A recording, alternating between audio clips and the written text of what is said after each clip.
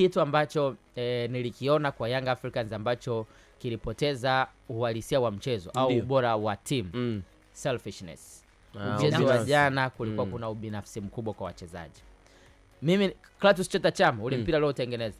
Kama angekuwa Max au Azizeki na Mudathiri alikuwa na hiyo sana kwenye mchezo wa jana, tusingepata bao la pili.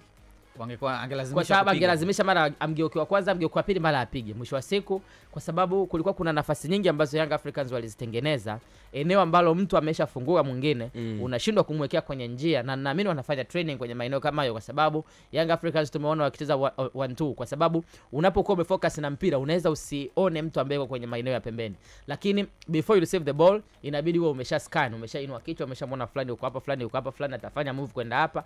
Unapo receive mpira umefanya tani ya kwanza, ya pili umemwekea kwenye njia, watu wamemaliza. Ndio kitu ambacho kilikosekana kwa Young Africans. Kila mtu alikuwa anatamani kuweza kufunga, at the end of the day wakaufanya mchezo uwe mgumu. Tazama Clatous Chota Chama anaingia unselfish, anatulia, anaset kabisa, anamsetia Mudathiri, haya basi anaweka ndani ya kamba. Kwa hiyo kuna funzo ambalo wachezaji wa Young Africans wamelipata, kwamba you can relax, unaweza ukafanya kitu, unaweza ukatoa pass na mkatengenezea kitu kwa ajili ya timu.